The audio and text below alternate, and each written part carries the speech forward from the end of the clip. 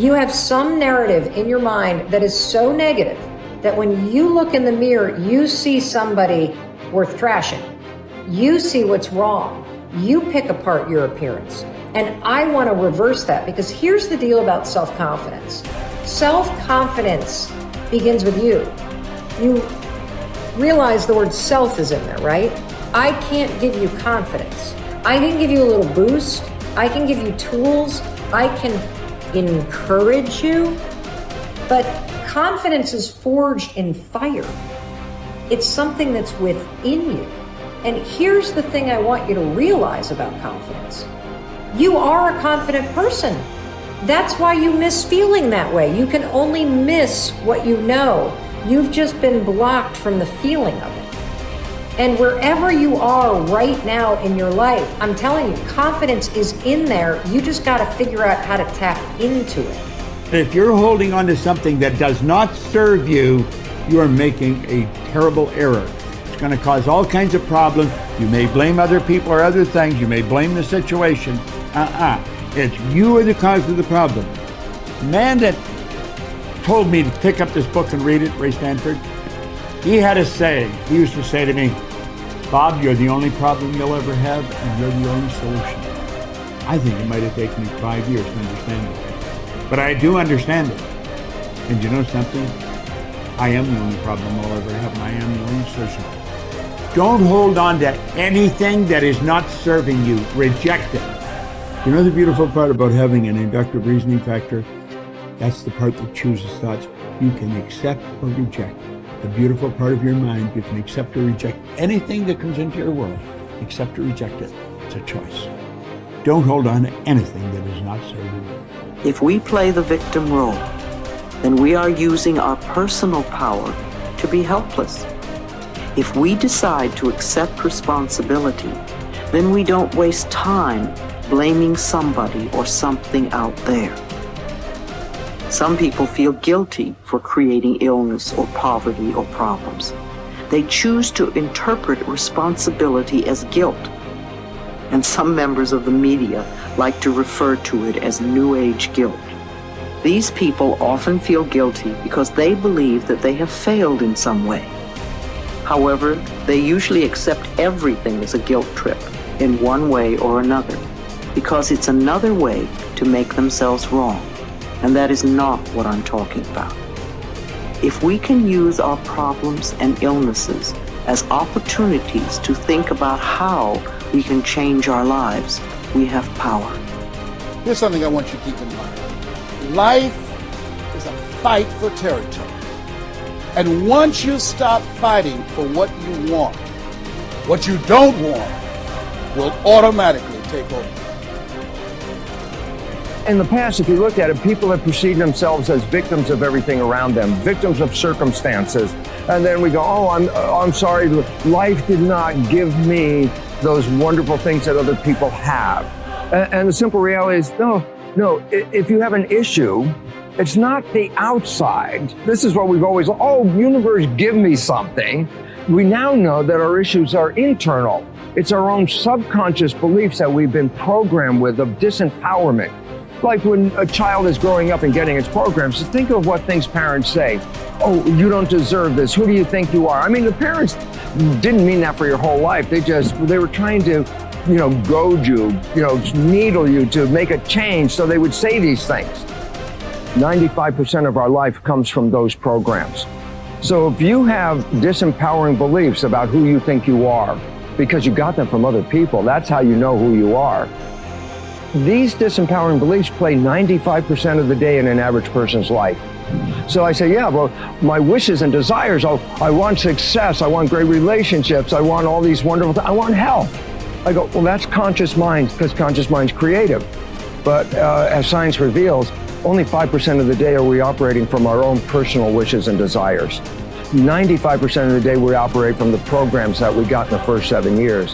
And if those programs, which psychologists have told us 70% are negative and disempowering and self-sabotaging, I say, good, apply these 95% of the day in your life, and you realize why your life is a struggle. It's not a struggle because the universe is not providing. It's a struggle because your own consciousness is not accepting. And this is where we have to change. And so getting control of your mind, taking charge of your consciousness is a way of overcoming those limitations. There are many different ways to take this control back in your life. And one of them is the ability to, like in yoga, for example, to be the master of your mind and not let it run the monkey mind. Let it run. No, I want this. Don't let this other one go. And so overcoming the old self allows us to become somebody else. And there is that period of transition. I call it the void, where there's just not a lot happening. And you just got to be able to keep going and continuously get to the end of your belief, where most people stop. I just had a fabulous conversation with someone this weekend. Broke through to the other side, and now there's so much magic happening around this person. But she's worthy now to receive it. And that is the key, because the universe only gives us what we think we're worthy of receiving. So we got to become initiated into this and understand it. Thousands of years of programming that says that we have to change things matter to matter, in three-dimensional reality. And it will take time, but to begin to connect to that resource called the quantum field and create from the field instead of from matter, there's a lot of unlearning that has to go on. You have to really begin to mentally rehearse. Like, so you ask yourself at the end of your day, I do this every day. How'd I do? How'd I do today, bro? How'd you do? Did you do good? Where'd you fall from grace? What was it that caused you to go unconscious for the rest of the day? Like, what was that moment? Now, if you're a student of life, you'll begin to contemplate, well, it was that person that said that thing, then I reacted, or I got this email, or things didn't go my way, and I started feeling angry or frustrated or fearful. The next time that happens, how could I evolve my experience? Now, you may have to search for some answers of the best model to build, or you may actually have a long contemplation and start to go, God, the next time that happens, I think I'm going to do this, or I'm going to do that, or I'm going to plan my behaviors. And the act of closing your eyes and rehearsing what you're going to do begins to install the neurological hardware in your brain to look like you already did it. Now the brain is no longer a record of the past. Now it's a map to the future. And if you keep installing that hardware, the hardware will become a software program, which means you'll just start acting like a happy person. Why? There's no magic there.